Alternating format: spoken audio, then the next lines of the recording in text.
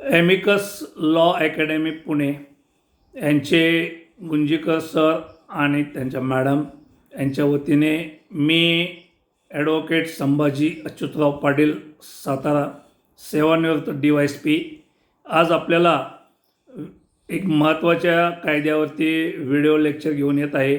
विशेषतः assistant public prosecutor यांच्या interview काल दिनांक 23 मे 2023 पासून सुरू झालेले आहेत आणि त्यापैकी दी food safety and standards act 2006 या कायद्यावरील लेक्चर्स आपले मागील सत्रामध्ये होऊ शकले नाही, परंतु आता या ठिकाणी मी महत्त्वाचे मुद्दे या लेक्चरमधून स्पष्ट करू इच्छितो। हा कायदा भारतामध्ये येण्याचा प्रमुख उद्देश असा आहे की या कायद्यामधल्या अनेक तरतुदी ह्या अनेक वेगवेगळ्या कायद्यामधून घेतलेल्या आहेत। त्यामुळं कायद्याचं ऑब्जेक्टला सुरुवातीला म्हणलं आहे an act to consolidate the laws relating to the food and to establish the food safety and standards authority of India for laying down the science-based standards for articles of food and to regulate their manufacture, storage, distribution, sale and import to ensure the availability of safe and wholesome food for human consumption and for matters connected therewith or incidental thereto। म्हणजे या कायद्यातील तरतुदीप्रमाणे अनेक कायद्याचं एकत्रीकरण आणि त्यामधल्या तरतुदींचं नियमन करून भारतामधल्या जी काय मानवाला खाण्यास योग्य, पिण्यास योग्य किंवा सेवन करण्यासाठी योग्य अशा अन्नपदार्थांचं आणि पेयांचं या ठिकाणी शास्त्रोक्त पद्धतीनं आणि कायदेशीर तरतुदीप्रमाणे नियमन करणे आवश्यक होते आणि त्याप्रमाणे हा कायदा 2006 मध्ये अंमलात आणलेला आहे। 23 ऑगस्ट 2006 पासून हा कायदा भारतामध्ये अंमलात आलेला आहे। हा कायदा भारतातील सर्व राज्यांना आणि केंद्रशासित प्रदेशांना लागू आहे, हे महत्त्वाची बाब लक्षात ठेवा। एकूण या कायद्यामध्ये जवळपास 1 ते 80 कलमं आहेत। त्यामध्ये चॅप्टर एकूण 10 आहेत।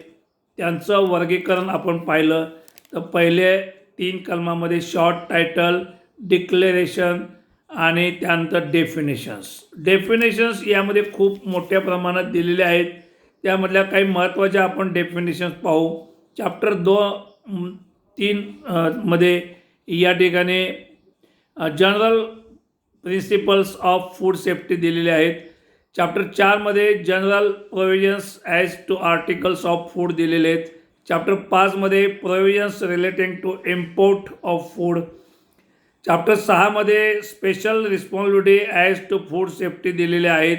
चॅप्टर 7 मध्ये एन्फोर्समेंट ऑफ द ॲक्ट म्हणजे अंमलबजावणी कोणी करावी, कशी करावी यासाठी काय तरतुदी ते स्पष्ट केलेलं आहे। त्यानंतर ऑफेन्सेस अँड पेनल्टीज चॅप्टर 9 मध्ये दिलेले आहेत। कोणकोणते अपराध आहेत आणि कोणकोणत्या अपराधासाठी कोणकोणत्या प्रकारचा दंड किंवा शिक्षा आहे।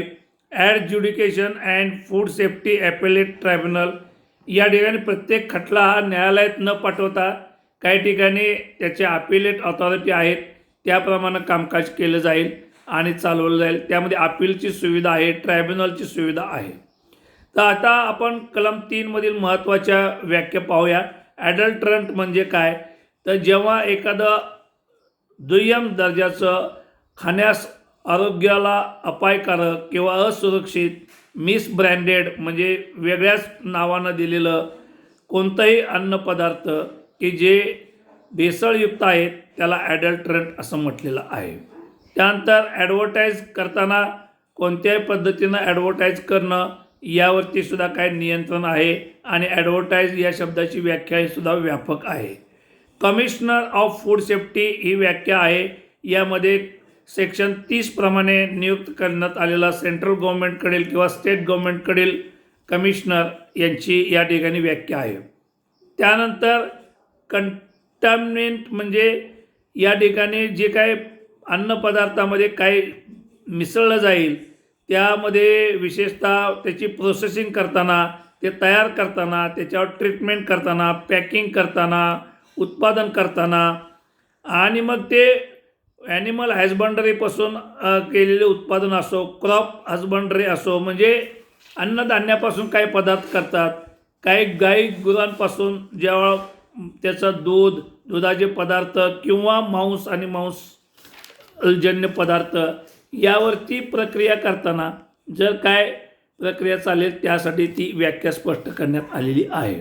त्यानंतर डेसिग्नेटेड ऑफिसर म्हणजे सेक्शन 36 म्हणजे ज्याला विशिष्ट अधिकार देऊन नियुक्त केलेला आहे. नामनियुक्त अधिकारी म्हणजे सेक्शन 36 खालील डेसिग्नेटेड ऑफिसर हे महत्त्वाचं पद लक्षात ठेवा.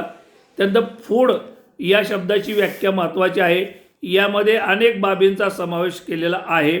यामध्ये कोणत्याही प्रकारचा पदार्थ आहे की जो पदार्थ या ठिकाणी प्रोसेस केलेला आहे, ॲनिमल फीड आहे किंवा लाईव्ह ॲनिमलचं ते पदार्थ आहे, त्याच्यापासून ते harvesting, drugs, medicinal products, cosmetics, narcotics and psychotropic substance यांचाही समावेश यामध्ये करण्यात आलेला आहे. त्यानंतर फूड ॲडिटिव्ह म्हणजे अन्नपदार्थामध्ये मिसळण्यात येणारे अन्य पदार्थ यांचीसुद्धा व्याख्या करण्यात आलेली आहे. फूड ॲनालिस्ट म्हणजे सेक्शन 45 खाली या अन्नपदार्थाचं विश्लेषण करणारे जे सायंटिफिक ऑफिसर आहेत त्यांना फूड ॲनालिस्ट असं म्हटलेलं आहे. त्यांचे अहवाल महत्त्वाचे आहेत. इतर बाबतीमध्ये आपण असिस्टंट केमिकल ॲनालायझर किंवा असिस्टंट फॉरेन्सिक सायन्स लॅबोरेटरीचे डायरेक्टर असं म्हणतो, परंतु या कायद्याप्रमाणे असे विश्लेषण करणारे जे प्रयोगशाळेमधले तज्ज्ञ आहेत त्यांना फूड ॲनालिस्ट म्हटलेलं आहे. त्यानंतर फूड बिझनेस ऑपरेटर हा महत्त्वाचा शब्द आहे.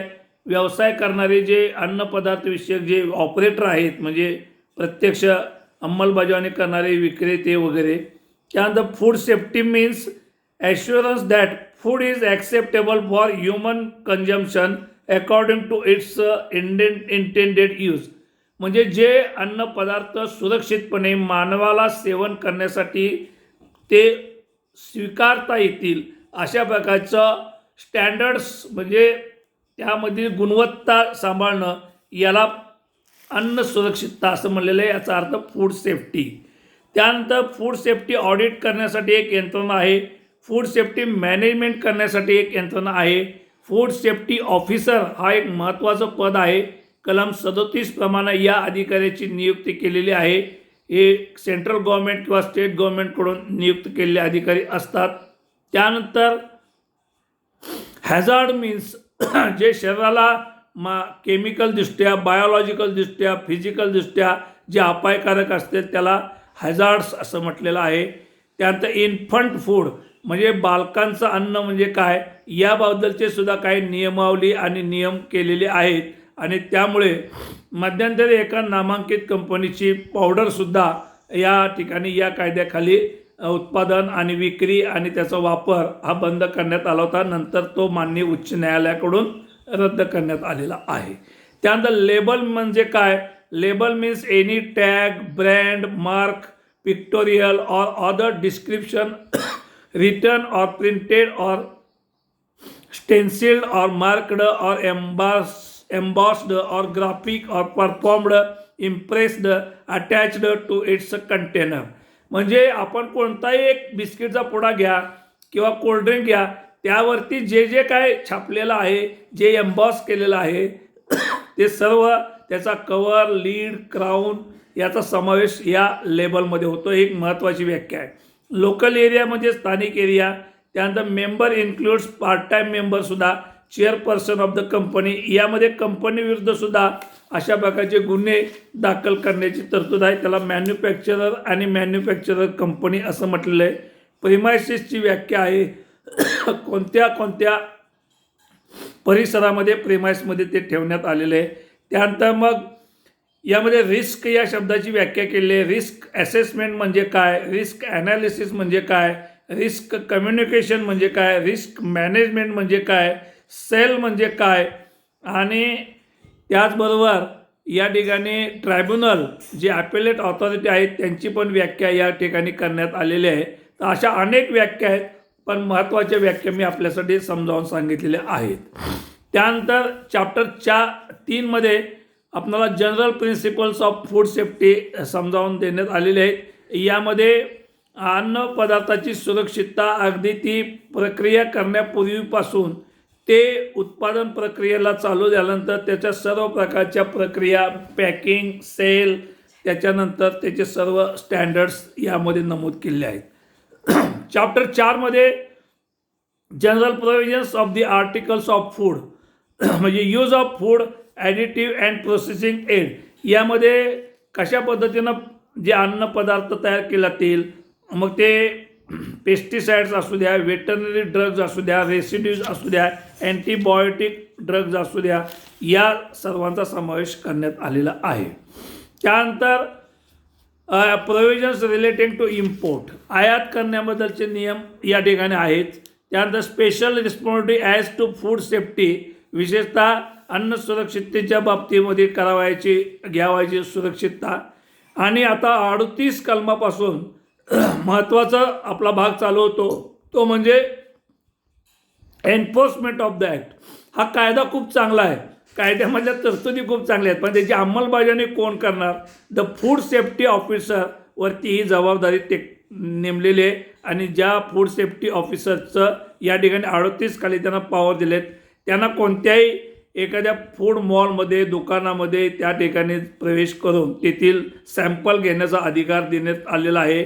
कोणताही पदार्थ विक्रीसाठी ठेवलेला आहे किंवा मानवी सेवनासाठी ठेवलेला आहे, त्याचं कोणत्याही प्रकारचे सॅम्पल ते जप्त करता येतील, ते सुरक्षितपणे कस्टडीमध्ये ताब्यात घेता येतील.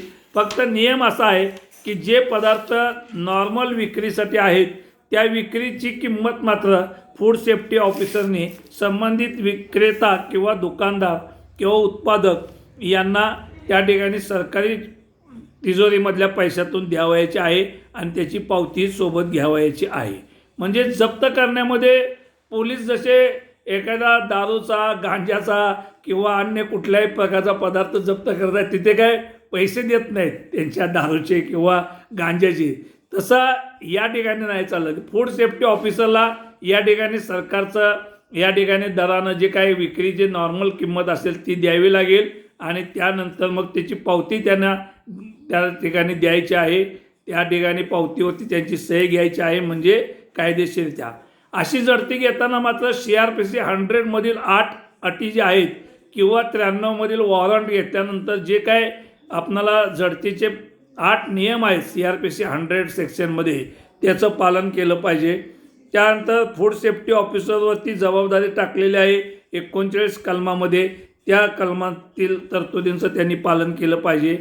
त्यानंतर पर्चेसर मे हॅव फूड ॲनालाइज्ड, जेव्हा एखाद्या खरेदी करणाऱ्याला कोणत्याही पदार्थाच्या सेवनाबद्दल किंवा उत्पादनाबद्दल शंका येईल, त्यानं विकत घेतलेला पदार्थ हा पुन्हा एखाद्या ॲनालिस्टकडे पाठवायचा असेल तर तो तशा प्रकारची विनंती संबंधित नॉमिनेटेड किंवा डेसिग्नेटेड ऑफिसरला या ठिकाणी सेक्शन 42 खाली ते करू शकतो. त्यानंतर power of search section 41, power of search, seizure, investigation, prosecution and procedure thereof, हे फार महत्त्वाचं सेक्शन आहे. यामधले अधिकार कोणाला आहेत बघा. Not with standing anything content in subsection 2 of section 31, म्हणजे 31 कलमामधल्या उपकलम 2मध्ये काहीही नमूद केलं असलं तरी food safety officer may search, place, seize any article of food or adulterant if there is reasonable doubt about them being involved in commission of any offense relating to food and shall thereafter inform the designated officer for actions to be taken by him in writing. म्हणजे food safety ऑफिसरला असा एक वाजवी संशय निर्माण झाला की एखाद्या उत्पादन करणाऱ्या कंपनीमध्ये, विक्रेत्याकडे किंवा अन्य कोणत्याही ठिकाणी त्याला वाजवी संशय आला की फूड सेफ्टीचं उल्लंघन होत आहे, तो त्या ठिकाणी लगेच त्या ठिकाणी जाऊन ते सॅम्पल घेण्यासाठी त्या ठिकाणी सर्व आपले अधिकार वापरेल. त्यासाठी त्याला सर्च, सीजर, इन्व्हेस्टिगेशन प्रोसिजर, फक्त त्यांनी त्यांच्या वरच्या दर्जाचे जे डेसिग्नेटेड ऑफिसर आहेत त्यांना ते कळवायचं आहे आणि त्यांच्या परमिशनप्रमाणे पुढील कारवाई करायची आहे. आणि अशी झडती घेत असताना त्यांनी सुद्धा सेक्शन 41 खाली विना वॉरंट प्रवेश केला असला तरी सेक्शन 100 मधल्या सर्व तरतुदींचं पालन करावायचं आहे असं 41 मध्ये स्पष्ट केलं आहे.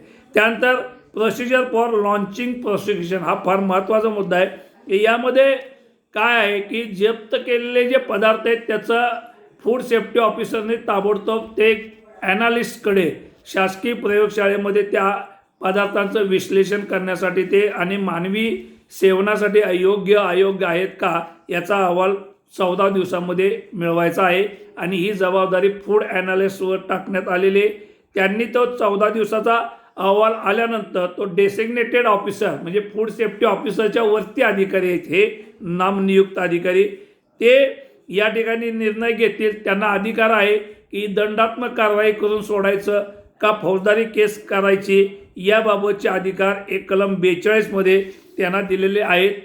फौजदारी स्वरूपाचा अपराध दाखल करण्यासाठी अपराधाचं गांभीर्य, अपराधाचं दूरगामी परिणाम या सगळ्या गोष्टींचा विचार करून त्या ठिकाणी त्यामुळे सॅम्पल घेताना मात्र या ठिकाणी सेक्शन 40 मध्ये जी तरतूद आहे त्याचं पालन केलं पाहिजे. त्यानंतर ऑफेन्सेस अँड पेनल्टीज सेक्शन 48 पासून चालू होतात. कोणकोणत्या प्रकारचे अपराध आहेत, त्यासाठी किती दंड आहे, किती या ठिकाणी कोणत्या प्रकारचे कारवाई होऊ शकते हे स्पष्ट केले. अगदी 5,000 पासून ते 5 लाख रुपयेपर्यंतचे दंडाची तरतूद या कलम 48, 49, 50, 51 मध्ये करण्यात आलेली आहे. कोणत्याही प्रकारची मिसलिडिंग ॲडव्हर्टाइजमेंट करता येणार नाही. दिशाभूल करणारी जाहिरात करून पदार्थ विकता येणार नाहीत. त्यानंतर यामध्ये penalty for sub standard food म्हणजे दुय्यम दर्जाचं या ठिकाणी उत्पादन केलेलं जे अन्नपदार्थ असतील किंवा कोणतेही खाद्यपदार्थ असतील त्याचे या ठिकाणी पेनल्टी 51 कलमाखाली त्याला 5 लाखापर्यंत दंड आहे. पेनल्टी फॉर मिसब्रँडेड फूड म्हणजे एखाद्या विशिष्ट चांगलं उत्पादन करणाऱ्या कंपनीचं उत्पादनाच्या नावाची जाहिरात दिशाभूल करून जर कोणी विक्री करत असेल तर लेबल चुकीचं लावून तर त्याला 3 लाखापर्यंतच्या दंडाची तरतूद करण्यात आलेली आहे. त्यानंतर कलम 53 मध्ये पेनल्टी फॉर मिसलिडिंग ॲडव्हर्टाइज जाहिरात करता येणार नाही दिशाभूल करणारी.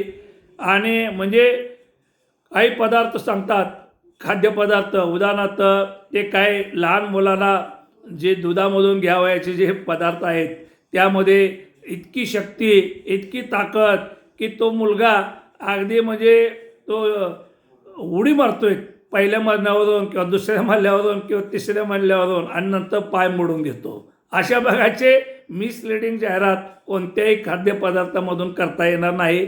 जेवढ्या त्याच्यातून क्षमता वाढेल शारीरिक मानसिक किंवा आरोग्यविषयक तेवढीच त्यानं स्पष्ट केली पाहिजे. त्यानंतर एक्सटर्नियस मॅटर म्हणजे पेनल्टी फॉर कंटेनिंग कुठलाही जो परवानगी नसलेला अन्य कोणताही पदार्थ त्यात समाविष्ट केला असल्यास त्या ठिकाणी कारवाई होऊ शकते. 54 प्रमाणे penalty for failure to comply with the direction of food safety officer. Food safety ऑफिसरनं सांगितलं असेल की या पदार्थामध्ये एवढ्या प्रमाणात असे पदार्थ मिसळू शकतात ॲडिशन म्हणून, पण त्यापेक्षा जास्त मिळवल्यास त्याच्यासाठी कलम या ठिकाणी 55 प्रमाण दंडात्मक कारवाई आणि त्याला 2 लाख रुपये दंड आहे.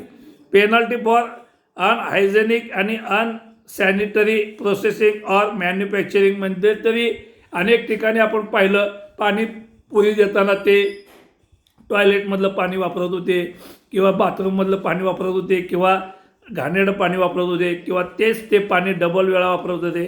अशा प्रकारचं कलम 56 प्रमाणे कोणी आढळून आल्यास त्यांना 1 लाख रुपयाचा दंड आहे. पेनल्टी फॉर पोजेसिंग ॲडल्ट्रंट म्हणजे जे मिसळावयाचे पदार्थ आहेत ते जे मिसळण्याचे परवाना नसेल तर ते ठेवता येणार नाहीत. 58 penalty for contravention for which no specific penalty is provided. इतर कायद्यातील 57 पर्यंत कुठलाही तरतूद नाही, पण इतर काहीतरी नवीनच त्यांनी प्रकार केला तर त्यामध्ये कलम 58 प्रमाणे कारवाई करता येईल.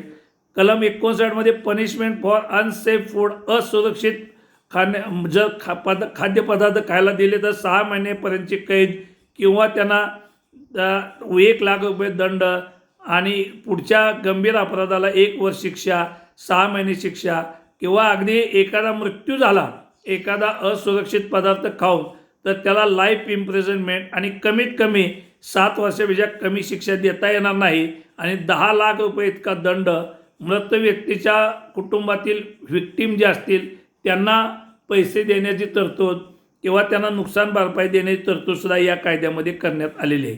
त्यानंतर कलम 60 मध्ये punishment for interfering with seized items, जर त्या जप्त केलेल्या पदार्थामध्ये कोणी काय बदल केला, त्यामध्ये काय पुरावा नष्ट करण्याचा प्रयत्न केला आणि काही बदल करण्यासाठी प्रयत्न केल्यास त्याला 2 लाख रुपये दंड आणि 6 महिन्यापर्यंतचा कारावास आहे. पनिशमेंट फॉर फॉल्स इन्फॉर्मेशन, चुकीची माहिती दिल्याबद्दल 3 महिने कैद आणि 2 लाख रुपये दंड होऊ शकतो.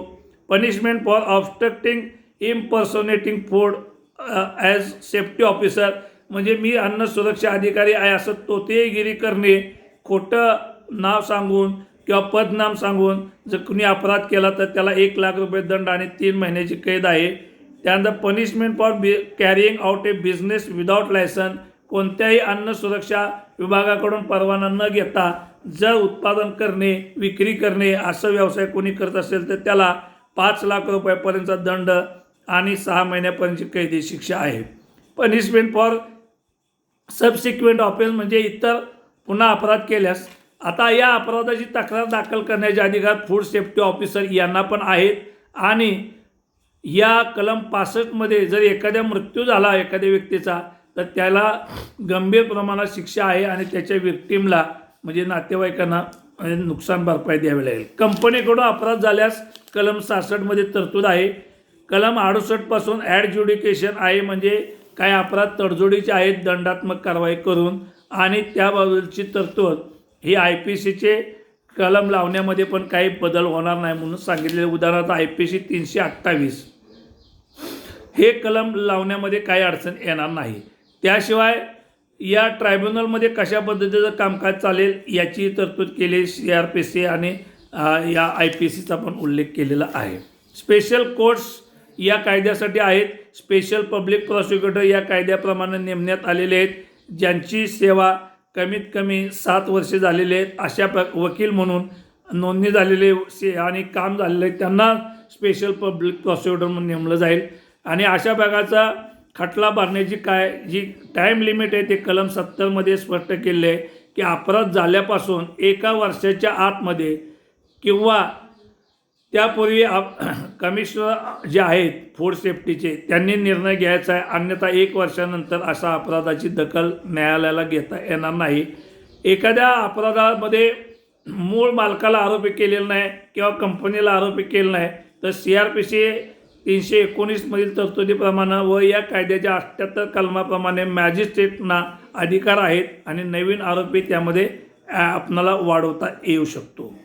त्यानंतर डिफेन्स जे आहेत यामधले ते आता आपणाला फार महत्त्वाचे नाहीत आरोपीने घेतलेले डिफेन्स, परंतु शेवटचा एक महत्त्वाचा मुद्दा सांगतो की नुकतंच बॉम्बे हायकोर्ट यांनी एक जजमेंट दिलेलं आहे आणि त्यामध्ये 328 IPCचं कलम 328 विशेषतः हे गुटखा किंवा इतर कोणत्या बंदी घातलेल्या खाद्यपदार्थासाठी लावता येईल का, तर ते लावता येईल अशा प्रकारचं judgement Yuvraj Agrawal versus state of Maharashtra criminal application number 444/2021 दिनांक 4/8/2021 बॉम्बे हायकोर्ट या जजमेंटचं आपण अवलोकन करावे. त्यानुसार आपणाला या ठिकाणी अधिकार दिलेले आहेत, ही बाब महत्त्वाची आहे. त्यानंतर मी फक्त 328 कलम का लागतं याचं थोडक्यात या ठिकाणी जरा अर्थ समजावून सांगतो 1 मिनिटामध्ये.